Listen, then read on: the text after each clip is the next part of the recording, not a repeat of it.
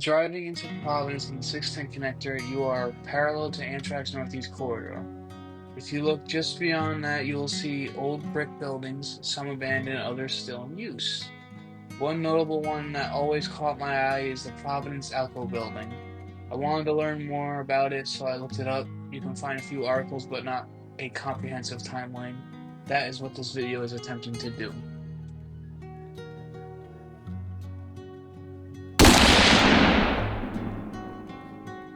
First around the time of the Civil War, looking at a man named General Ambrose Burnside. His war performance is remembered as mediocre, however, he is more known for his Burnside mustache. Now the sideburn mustache.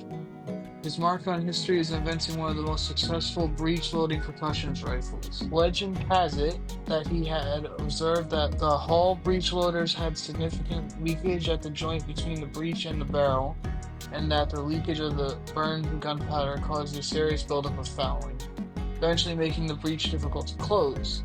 He concluded that a thin-walled metallic cartridge, whose body transitioned that gap, would better seal the breech and prevent fouling and loss of pressure.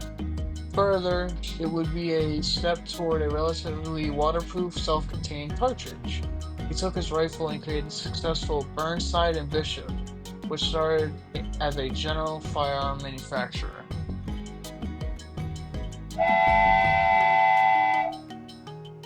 Burnside would use his funds to enter into the then booming railroads, founding and constructing in 1865 the Rhode Island Locomotive Works. The history here seems to not be as notable as I could not find much in my research. The manufacturer did its job well, making railroad locomotives for 30 years for roads like the Union Pacific before merging with ALCO in 1901. ALCO as a whole became the second largest locomotive manufacturer in the U.S.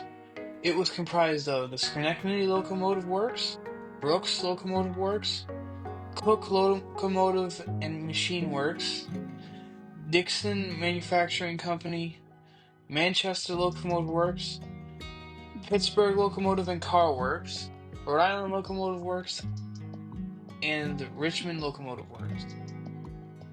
In 1905, ALCO diversified into automobiles and heavy trucks. ALCO would obtain the rights to produce Burley.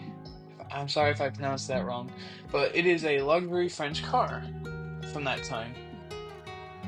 These cars would be produced in what is now the ALCO Providence building, and mechanics from Lyons, France would be brought in to Providence, RI to do so. French cars were priced between $6,000 to $7,500 in 1905 cash, and was an immediate success on the consumer side. They were quoted as the finest car produced in the U.S., but they were sold at a loss due to supply chain issues, as it was hard to get raw materials into Providence and cars distributed out. ALCO trucks actually stemmed the losses. By 1913, 85% of the company business came from trucks and 15% from high-end cars.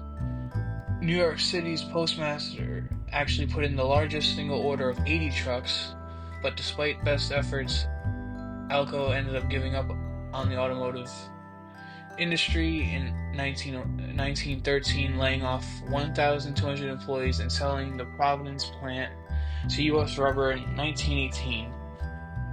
They made it part of their multi-building complex in Providence, and ALCO went on through World War II building Army tanks, tank destroyers, shells, bombs, and of course locomotives like the big boy for Union Pacific, as well as I believe the 844.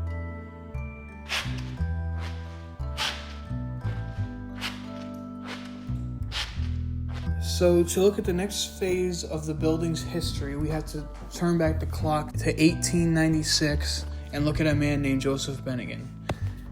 He started the Joseph Bennigan Rubber Company in 1896 and built a complex in Providence. He is Rhode Island's first Irish Catholic millionaire, and he was born in 1839, immigrating to Providence to escape the potato famine. He apprenticed in the Providence Rubber Company and learned the industry, and would establish his own company in Woonsocket. He named the factory Alice after his mother, and it was the largest rubber factory in the world. He then returned to Providence and started production of rubber shoes and boots. He was a big philanthropist, donating to orphanages, the Lying Hospital, which is now Women and Infants, the Society for the Prevention of Cruelty to Children, Home of the Aged, and St. Maria's Home for Working Girls. After his death, the complex was sold to U.S. Rubber in 1910. U.S. Rubber moved the complex to tires and rubber thread, and it would purchase the ALCO building in 1918 and refitted it to manufacture of solid rubber tires and pneumatic rubber tires. U.S. Rubber would ultimately close in Providence in 1975 and is now currently Waterford Arts Center and other industrial, commercial, and residential uses. So what remains? Well, to my knowledge, 2 Rhode Island Locomotive Works locos survive. They are Sioux Line 060 switcher number 321, which is currently on display at Pinterest Historical Village in Manitowoc, Manitowoc, Wisconsin, which is under the stewardship of Manitowoc County Historical Society, as well as Colorado and Southern 280 number 60, which is on display in the Harold A. Anderson Park, Idaho Springs, Colorado. The building itself is still here, now being owned by the Foundry Associates as offices and other leasing spaces. They light up the 2 ALCO company signs at night. This is everything I could find on the Rhode Island Locomotive Works, and I know the Locomotive Works section was not much, but thanks for watching. If you like the content, please like, comment, subscribe, so I can keep making more of these videos and getting better at the voiceover.